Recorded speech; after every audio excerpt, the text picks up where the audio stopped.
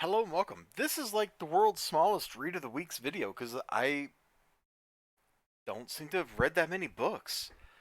Kind of crazy, you know? I do like one video where I've got this stack of books that's like this big, you know? That's what she said. And now I got this. Like, this isn't that many books. Like, I literally read what I picked up at the store last week, which wasn't that many books, plus that. So let's just do it. Let's just do it. Did anything in here actually kind of suck? I don't think so. Yeah, I think we're just going to start at the threshold of okay, and that starts with Harbinger. This is pretty typical of Valiant at this point in time. Uh, Harbinger's kind of X-Mini. You know, these are all psiots. They've got superpowers. They're being trained in an academy. You've seen this movie. You've seen this movie, and it's okay. It's nowhere near as good as the X-Men.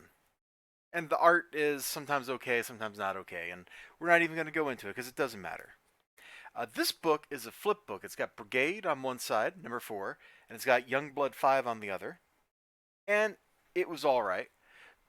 Mostly it's driven by the art, because the art's very dynamic and kind of cool looking. So I dig that.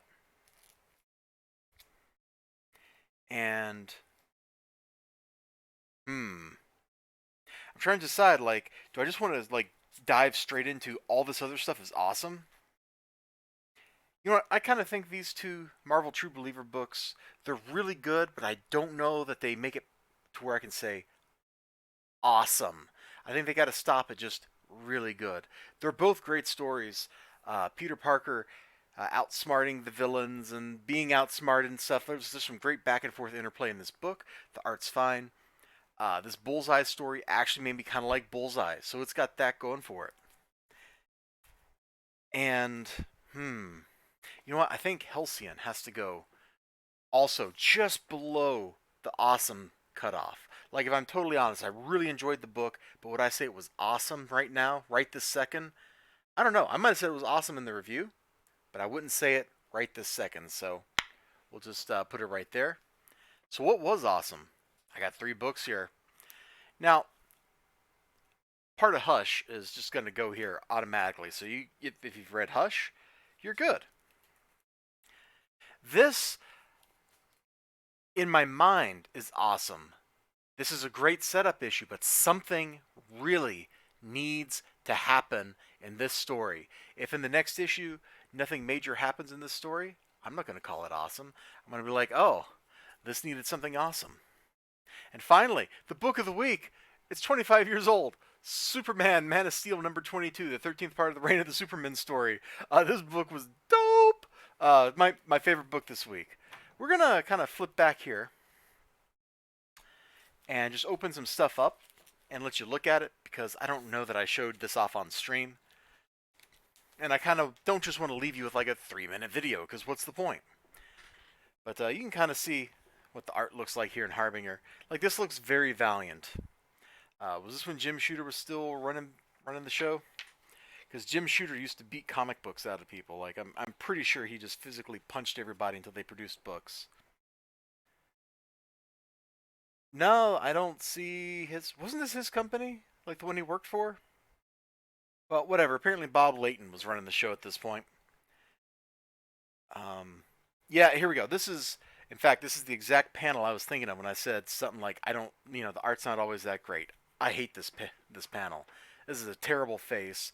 The color gradient across it is terrible. The line work is maybe okay. I don't know. I'd need to see the pencils and not just the inks, because the inks on their own, they don't really get the facial structure right. If he's opening his mouth, this should be pulling way tighter than it looks like it is. This dude's face, on the other hand, is totally okay. However, having said that, I really like these bottom 2 panels, or actually these bottom 3 panels right here, where this guy's dealing with the trauma he's going through. So that was kind of dope.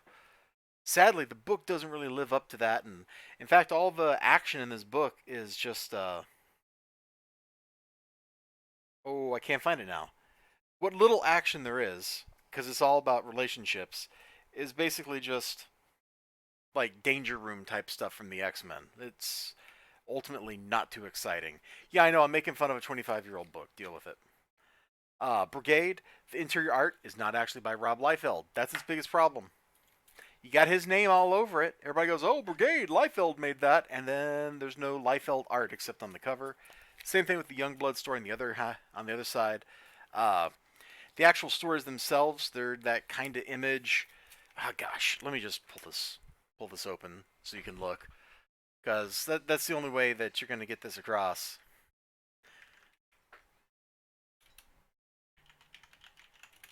Sorry, I had to respond to a message real quick. That's the only way I'm going to get my point across, if I just kind of show you, like,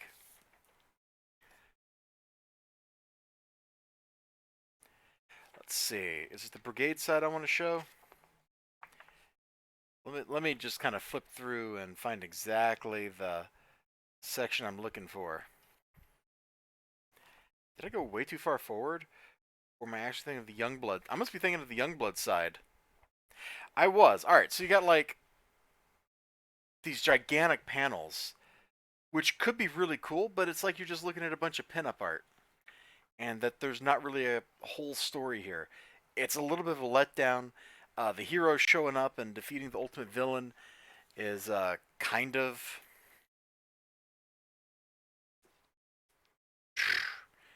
I don't know. It felt Deus Ex Machina. Now, that may be just because I don't remember what happens in Youngblood number 4, and I sure don't remember what happens in Brigade number 3. But it just... It looks okay, and that's about all it's got going for it. Let me just crack this open. This dude has like the best facial expression. Oh, there it is!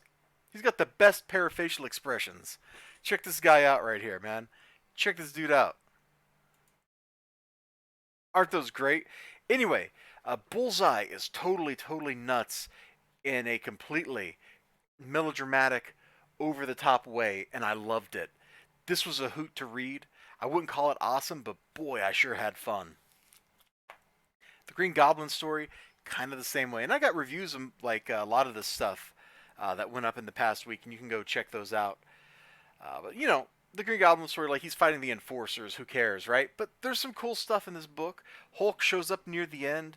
The worst part of it is the rocket broom, because that's stupid. Oh man, big pronunciations. I'm not even going to show the Hush story. You've seen Hush before. Justice League Dark, like I said, something needs to happen because in so much of this story, it's just nothing's happening. People are talking about making something happen, but even when something is happening, it's just stalemating and nothing is actually happening. Kinda lame, but there's a lot of temptations going on. It's very much like the Garden of Eden is being visited. Halcyon has some cool looking mecha designs. It's got some well choreographed action.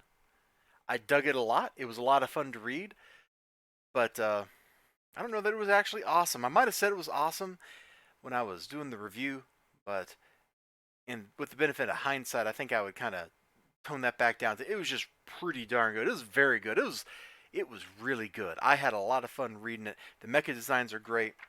The art is highly stylized, and if I can find that one page, I'll show you what people look like, so you can kind of see. Like, I know that is not everybody's jam right there.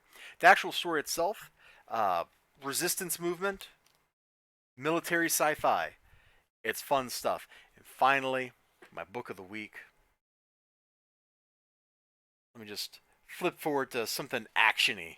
Yeah, look, he's over here. He's having flashbacks, and then he gets over it. And he deals with the criminals. He's actually shooting railroad spikes, dude.